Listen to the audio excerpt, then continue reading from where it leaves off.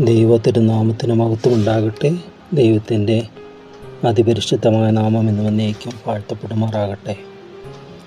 ദൈവകൃപയാൽ ഒരു ദിവസം കൂടെ നമുക്ക് ദൈവവചനം ധ്യാനിക്കുവാൻ, ഓരോ ദിവസവും ദൈവകൃപയിൽ ശരണപ്പെടുവാനും ദൈവത്തിൽ സങ്കേതപ്പെടുവാനും ദൈവം നമുക്ക് തരുന്ന അവസരത്തിനായിട്ട് ദൈവത്തിന് സ്തുതി, ദൈവത്തിന് മഹത്വം.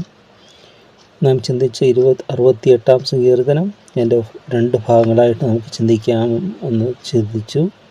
ഇന്നലെ നമ്മൾ 19 വാക്യങ്ങൾ വരെ ചിന്തിച്ചു. അവിടെ ഒരു മ്യൂസിക് നോട്ട്, 2-3 ഇടയ്ക്ക് 2 മ്യൂസിക് നോട്ടുണ്ട്. ഇവിടെ ഒരെണ്ണം തീരുകയാണ്. അവിടെ നമ്മുടെ രക്ഷയാകുന്ന ദൈവമായി നാൾതോറും നമ്മുടെ ഭാരങ്ങളെ ചുമക്കുന്ന കർത്താവ് വാഴ്ത്തപ്പെടുമാറാകട്ടെ.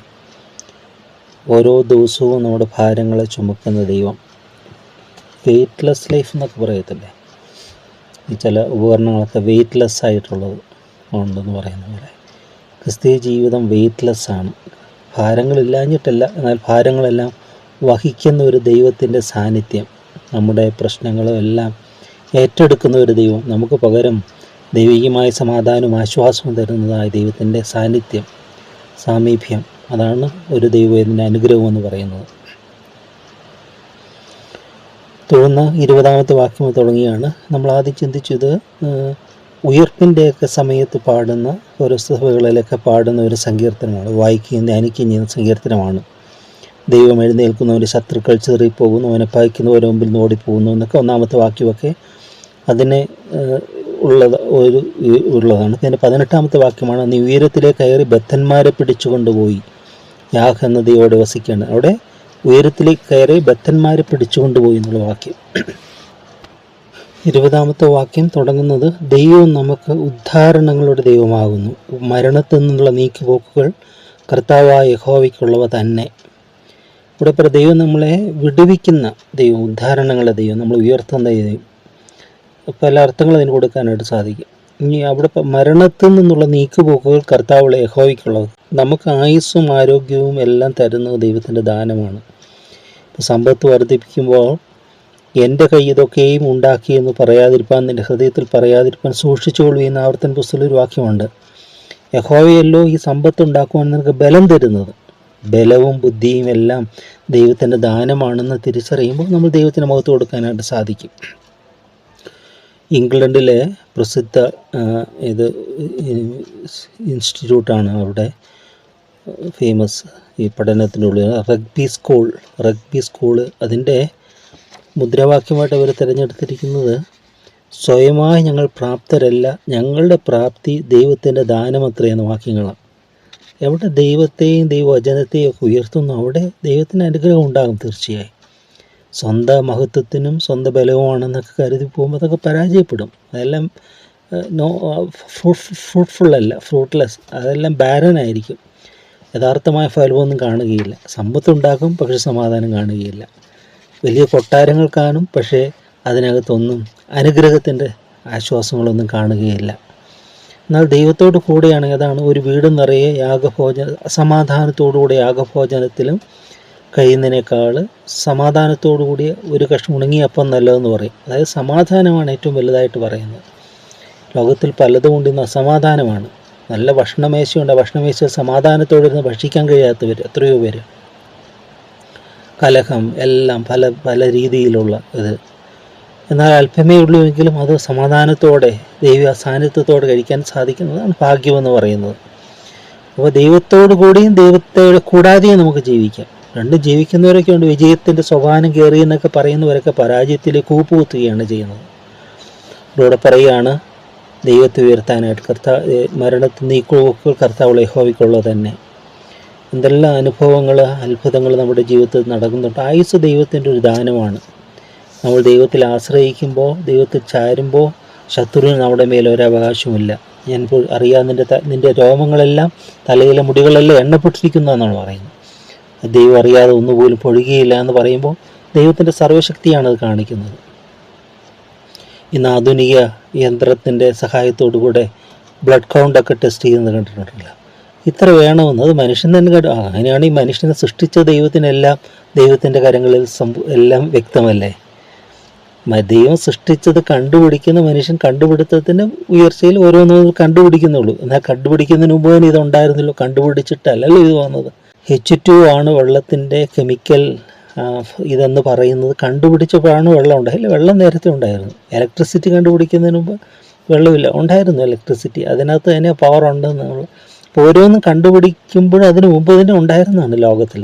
ദൈവത്തിൻ്റെ സൃഷ്ടിയാണെല്ലാം. ഇവിടെ പറയാണ്, അതെ, ദൈവം തൻ്റെ ശത്രുക്കളുടെ തലയും തൻ്റെ അകൃത്യത്തിൽ നടക്കുന്ന രോമമുള്ള തെറിയും തകർത്ത് കളയും. നീ നിൻ്റെ ശത്രുക്കളെ രക്തത്തിൽ കാൽ മുക്കേണ്ടതിനും അവരുടെ മാംസത്തിൽ തൻ്റെ നായ്ക്കളുടെ ആവിന് ഓഹരി കിട്ടേണ്ടതിനും ഞാൻ അവരെ ബാശാനിൽ നിന്ന് മടക്കി വരുത്തും, സമുദ്രത്തിൻ്റെ ആഴങ്ങളിൽ നിന്ന് അവരെ മടക്കി വരുത്തും. ഇവിടെ ശത്രുക്കളുടെ മേൽ ദൈവത്തിൻ്റെ കോപമാണ്. ദൈവം തീർച്ചയായിട്ടും പ്രതികാരത്തിൻ്റെ ദൈവമാണ്. റിവെഞ്ച്, ഗോഡ് ഓഫ് റിവെഞ്ച് എന്ന് പറയും. നേരെ ചിന്തിക്കുന്ന ദൈവം നിർഗുണനാണെന്ന്, ഒന്നും ചെയ്യാത്തവനാണ്, ഒന്നും പറയാൻ മിണ്ടാതെ അങ്ങനെ ചിലർ. ഒരു ശാന്തമായ ഒരു ദൈവം, എന്ത് ചെയ്താലും ഒന്നും പറയരുത്, തങ്ങൾ യാചിക്കുന്നതൊക്കെ ചെയ്തു കൊടുത്തോണം, വഴക്ക് പറയാത്ത, ശിക്ഷിക്കാത്ത. ഇസ്രായേൽ ജനത്തിൽ ചരിത്രത്തിലേക്ക് നോക്കുക, അവരെപ്പോഴെല്ലാം ദൈവത്തെ വിട്ട് അകന്നു പോയോ ദൈവം അവരെ ശാസിക്കുന്നുണ്ട്, ശിക്ഷിക്കുന്നുണ്ട്. എന്നാൽ മറ്റുള്ളവരെ അവരെ ശിക്ഷിക്കാൻ ദൈവം സമ്മതിക്കത്തില്ല, മറ്റുള്ളവരെ അവരെ ഇടപെടാൻ സമ്മതിക്കത്തില്ല. പക്ഷെ ദൈവം, അതായത് ഒരു അപ്പൻ തൻ്റെ കുഞ്ഞിനെ ശാസിക്കും, അയൽവക്കക്കാരും വന്ന് അവന് പ്രഹരിക്കാൻ സമ്മതിക്കില്ല. കുഞ്ഞിനെ മാതാപിതാക്കളെ ശാസിക്കുകയും ശിക്ഷിക്കുകയും ചെയ്യും. എന്നാൽ മറ്റുള്ളവർക്ക് അവർ അനുവാദം കൊടുക്കാത്തതുപോലെ ദൈവം ഇസ്രായേൽ ജനത്തിൻ്റെ അവരുടെ തെറ്റ് ചെയ്യുമ്പോൾ അവർക്ക് തീർച്ചയായിട്ടും പ്രവാസങ്ങളൊക്കെ സംഭവിക്കുന്നുണ്ട്. അവരുടെ യെരുശലേം ദേവാലയം നശിപ്പിക്കപ്പെടുന്നുണ്ട്. ഇന്നും അത് തന്നെ അങ്ങനെ സംഭവിച്ചിട്ടുണ്ട്. യെരുശലേം ദേവാലയം ഇന്ന് അവർക്കില്ല. അപ്പോൾ എപ്പോഴെല്ലാം ദൈവം അകന്നു പോകുന്നു, എപ്പോഴെല്ലാം ദൈവത്തിൻ്റെ ശിക്ഷ.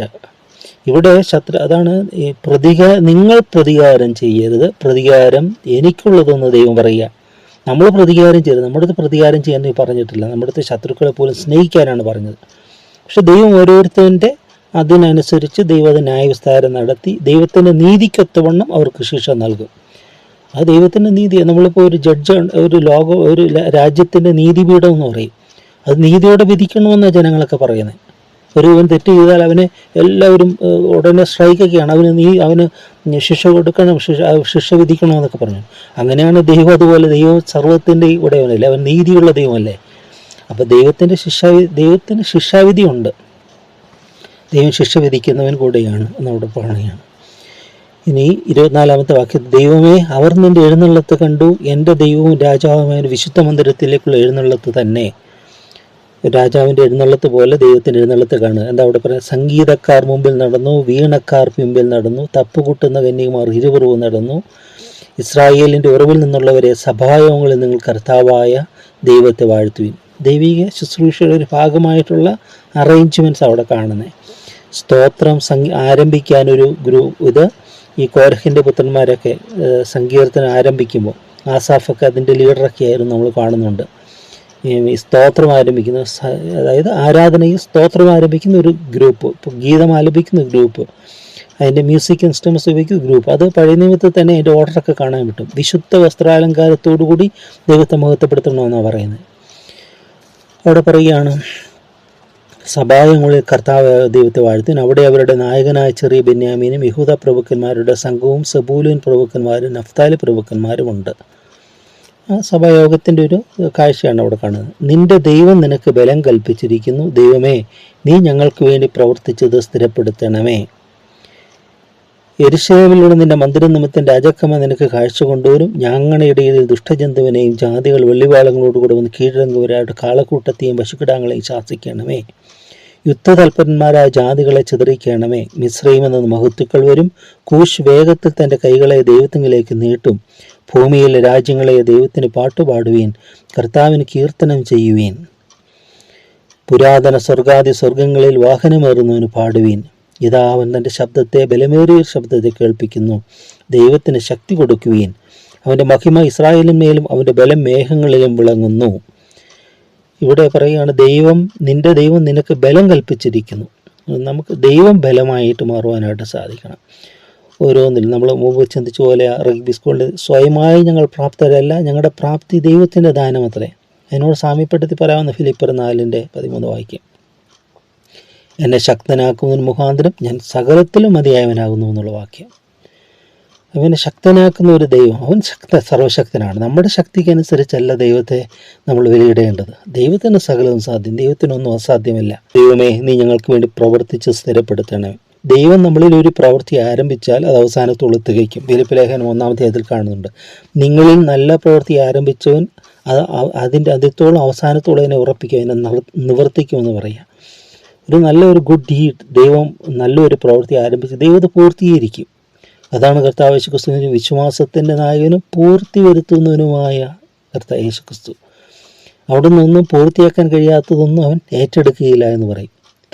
കർത്താവ് തന്നെ പറയുന്ന ഭൂമിയിൽ യുദ്ധത്തിന് പോകുമ്പോൾ അവനുമായിട്ട് 10,000 വരുന്നവനോട് 5,000 പോയിട്ട് ജയിക്കാൻ പറ്റുമോ? ഇരുന്ന് കണക്ക് കൂട്ടുന്നു, കണക്ക് നോക്കുന്നു.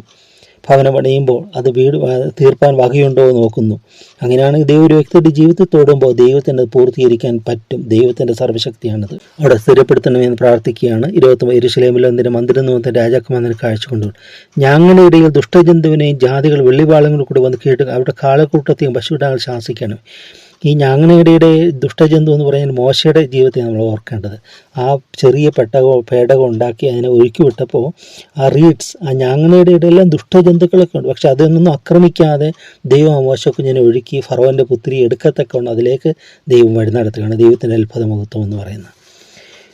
തുടർന്ന് അവിടെ യുദ്ധത്തെക്കുറിച്ചൊക്കെ പറയുകയാണ്. കൂശുവേഗത്തിൻ്റെ കർത്താവിന് കീർത്തനം ചെയ്യും, ദൈവത്തിന് സ്തോത്രം അർപ്പിക്കാനൊക്കെ പറയുകയാണ്. 34 ദൈവത്തിന് ശക്തി കൊടുക്കുവിൻ, അവൻ്റെ മഹിമ ഇസ്രായേലിന്മേലും അവൻ്റെ ബലം മേഘങ്ങളിൽ വിളങ്ങുന്നു. 35 ദൈവമേ, നിന്റെ വിശുദ്ധ മന്ദിരത്തിൽ നിന്ന് നീ ഭയങ്കരനായി വിളങ്ങുന്നു. ഇസ്രായേലിൻ്റെ ദൈവം തൻ്റെ ജനത്തിന് ശക്തിയും ബലവും കൊടുക്കുന്നു. ദൈവം വാഴ്ത്തപ്പെടുമാറാകട്ടെ. ദൈവം തൻ്റെ ജനത്തിന് എന്ത് കൊടുക്കുന്നു? ഈ ശക്തിയും ബലവും കൊടുക്കുന്നു. ഇന്നത്തെ ഒരു മൈറ്റി ഒരു വെപ്പൻ, ദൈവത്തിൻ്റെ ശക്തമേറിയ ഒരു ഉപകരണമാക്കി നമ്മളെ മാറ്റാൻ സർവശക്തനായ ദൈവത്തിന് കഴിയും. നമ്മൾ ചരിത്രങ്ങളൊക്കെ നമുക്ക് കാണാനായിട്ട് പറ്റും. ജോൺ മിൽട്ടൺ എന്ന് പറയുന്ന അന്ധനായ ഇതായിരുന്നു. അദ്ദേഹം എഴുതിയ പാരഡൈസ് ലോസ്റ്റ് ആദ്യം പറഞ്ഞു പറുദീസ നഷ്ടം. എന്നിട്ട് അദ്ദേഹം പൂർത്തി നിർത്തിയില്ല. പിന്നെ അടുത്ത് എഴുതിയതാണ് പാരഡൈസ് റീഗെയിൻ, പറുദീസ വീണ്ടെടുപ്പ്, പറുദീസ തിരികെ കിട്ടുന്ന ഒരു അനുഭവം. അതുപോലെ എഡിസൺ ബദിരനായിരുന്നാണ് പറയുന്നത്. അതുകൊണ്ട് എഡിസൺ അത് എന്തുകൊണ്ട് സോനഗ്രാഹി എന്ന് പറഞ്ഞാൽ ഇത് കണ്ടുപിടിക്കാനായിട്ട് ഈ എഡിസൺ സാധിച്ചു. ഓരോന്നും ഈ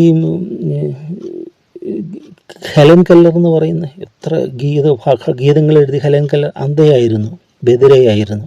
പക്ഷെ എത്ര മനോഹരമായി അവിടെ ആ ജീവിതം ധന്യമായി. അതുകൊണ്ട് നമ്മുടെ കുറവുകളും ന്യൂനതകളും എല്ലാം ദൈവത്തിൻ്റെ കൃപയാൽ അത് പരിപൂർണമാക്കപ്പെടുക.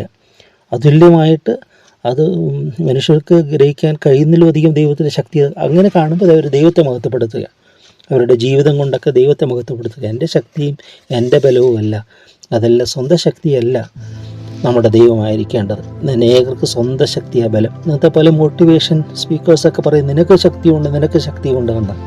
എന്നാൽ അതെല്ലാം തോറ്റതല്ലേ, തോറ്റതിൽ പിന്നെ ആശ്രയിക്കാൻ പറയുകയാണ്. ദൈവത്തിന് പറയുന്നു എന്നെ ശക്തനാക്കാൻ മുഖാന്തരം ദൈവത്തിൻ്റെ ശക്തിയിൽ എന്നേക്കും ആശ്രയിക്കാനായിട്ട്. അപ്പോൾ ദൈവം നമ്മളെ ബലപ്പെടുത്തും, ദൈവം നമ്മളെ ശക്തീകരിക്കും. ഞാൻ നിന്നെ ശക്തീകരിക്കും, ഞാൻ നിന്നെ സഹായിക്കും, എൻ്റെ നീതികൾ വലകൈകൊണ്ട് ഞാൻ നിന്നെ താങ്ങുമെന്ന് തിരുവെഴുത്ത് പറയുന്നു. ദൈവത്തിൻ്റെ ശക്തിയിൽ ആശ്രയിക്കാം. ദൈവത്തിന് വേണ്ടി നമുക്ക് സമയങ്ങളൊക്കെ കണ്ടെത്താം. ദൈവികാര്യങ്ങൾ ദൈവത്തോട് കൂടെയെല്ലാം, ദൈവത്തെ വിട്ടിട്ടെല്ലാം പോയാൽ അതെല്ലാം ഒടുവിൽ എല്ലാം പരാജയമായിട്ട് മാറും. അതൊന്നും നമുക്ക് യഥാർത്ഥമായ സമാധാനവും സ്വസ്ഥതയും തരികയില്ല. ദൈവത്തോട് കൂടെയുള്ളതാണ് ഏറ്റവും നല്ലത്. അതുകൊണ്ട് ദൈവ ഇഷ്ടത്തിന് നമ്മളെ തന്നെ സമർപ്പിക്കുക. ദൈവം നമ്മളോട് കൂടെ ഇരുന്ന് തൻ്റെ ഇഷ്ടം നമ്മൾ നിവർത്തിക്കപ്പെടുവാൻ ഇടയാക്കട്ടെ എന്ന് നമുക്ക് പ്രാർത്ഥിക്കാം. ദൈവത്തിനെ സമ്പൂർണ്ണമായി നമുക്ക് സമർപ്പിക്കാം. ഞങ്ങളെ സ്നേഹിച്ച് ഞങ്ങൾക്ക് വേണ്ടി ക്രൂശിൽ തൻ്റെ ജീവനെ മറുവിലയായി ഞങ്ങളുടെ കർത്താവേ, ഞങ്ങളുടെ ഈ ലോക ജീവിതത്തിൽ ശത്രുവ് ഞങ്ങളെ രക്ഷിച്ച അവിടുത്തെ ബലമുള്ള ആ ഉയർപ്പിൻ്റെ അനുഗ്രഹത്തിനായി ഞങ്ങൾ നിന്നെ സ്തുതിക്കുന്നു. കാൽവരി ക്രൂശിൽ അവിടുന്ന് ശത്രുവിൻ്റെ മേൽ ജയോത്സവം കൊണ്ടാടി മരണത്തെയും പാതാളത്തെയും ജയിച്ച് അവിടുന്ന് ഉയർത്തെഴുന്നേറ്റ് ഇന്നും പിതാവിൻ്റെ വലത്തുഭാഗത്ത് ഞങ്ങൾക്ക് വേണ്ടി പക്ഷപാതം ചെയ്യുന്ന ദൈവമായിരിക്കാൻ ഞങ്ങളെ സ്തുതിക്കുന്നു. നമുക്കുള്ള മഹാപുരോഹിതം നമ്മുടെ ബലഹീന സഹതാപം കാണിക്കാൻ കഴിയാത്തവനെല്ലാം എന്നെ അതിരുപോലെ ഞങ്ങളുടെ ബലഹീന സഹതാപം കാണിക്കുകയും ദൈവത്തിൻ്റെ ബലം ഞങ്ങളിൽ വിളങ്ങേണ്ടത്, ഞങ്ങളുടെ ബലഹീനതകളെല്ലാം നിൻ്റെ ബലം വിളങ്ങണമേ, നിൻ്റെ ബലം പകരണമേ, അത് ഞങ്ങൾക്ക് തിരിച്ചറിയാൻ കവതരണമേ. അപ്പോൾ ആ സ്വന്തം ശക്തിയിലൊന്നും സ്വന്തം ബുദ്ധിയിലൊന്നും ആശ്രയിക്കാതെ എപ്പോഴും എളിമയോടെ കർത്താവെ അനുസരണത്തോടെ നിൻ്റെ സന്നിധി നിന്നിൽ ആശ്രയിക്കാൻ ഞങ്ങളെ ഒന്ന് സഹായിക്കണമേ. അപ്പാ ലോകം ഞങ്ങൾക്ക് യഥാർത്ഥമായ സമാധാനം തരികില്ല, എന്നാൽ നീയാണ് സമാധാനത്തിൻ്റെ രാജാവ് എന്നുള്ളത് ഞങ്ങൾ സ്തുതിക്കുന്നു. മഹത്വത്തോടത്തേക്ക് മാത്രം. ആമേൻ.